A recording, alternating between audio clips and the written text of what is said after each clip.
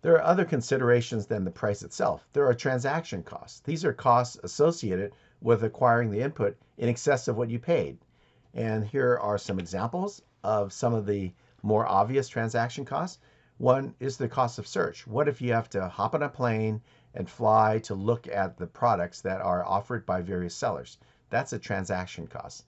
Second is there's a cost of negotiating. The back and forth, maybe multiple plane visits, things of that sort would be cost of negotiating the price.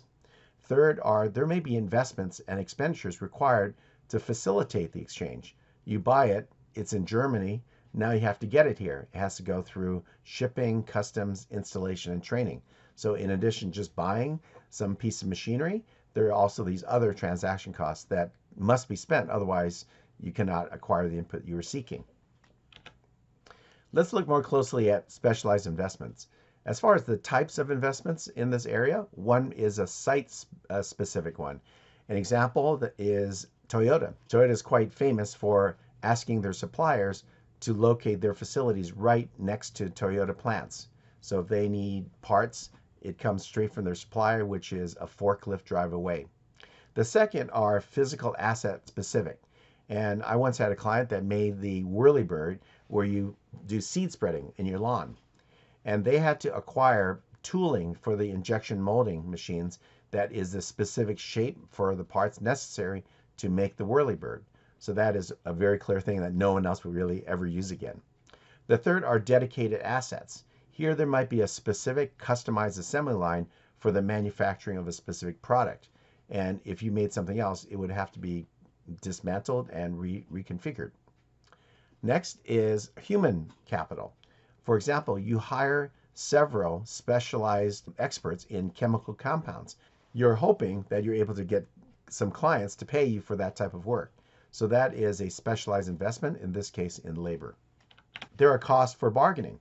The price, the schedule, delivery, contingencies. All these are related to the actual acquisition of the input. Next, there's the cost and risk of underinvestment, where the quality that you get might be inadequate because you have a contract, you're kind of stuck with it, and now the supplier says, well, what if I kind of cut corners and just barely meet the requirements of the contract? So they may underinvest in the quality of what they're providing to you. And there's also the preparation and training that's related. What if there's insufficient time to do that and the supplier does not do that in adequate way? So again, either the quality of the product itself or the quality of delivery may lax because of working at the edges of the contract. That leads to good contracting and good understanding between the parties to alleviate those risks of those occurring. Then there's a risk of opportunism and what we call the holdup problem, where you have a contract, you kind of are relying on it, and the seller says, you know, we had some higher costs than we anticipated due to the COVID and energy crisis, etc. Let's put a little more money in it because I just can't make it under these terms. This is changing the deal kind of after it's done, and now you're really stuck. You've sunk a lot of time and effort into it, and you really don't want to pay more, but you're kind of stuck. And one example of this, which I've seen in real estate, this is not a very flattering thing that real estate developers may do. They would go to a farmer, and the farmer's land is in the path of progress, as they call it, and they tie it up. By tie it up, it means that they have a binding agreement with the landowner to sell the farmland for a certain dollar amount.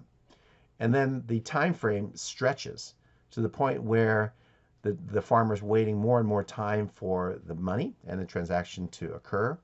And furthermore, the developer might all of a sudden find things. Oh, I didn't realize that there were some groundwater issues in your land that we'll have to alleviate. Or, oh, I didn't realize that zoning was not as easy to change as we needed for this to occur.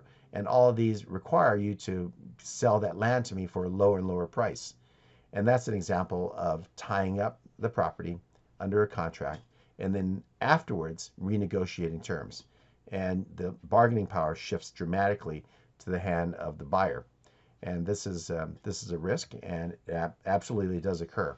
And people in real estate know this risk, and they obviously try to alleviate that or choose their transacting partners very carefully.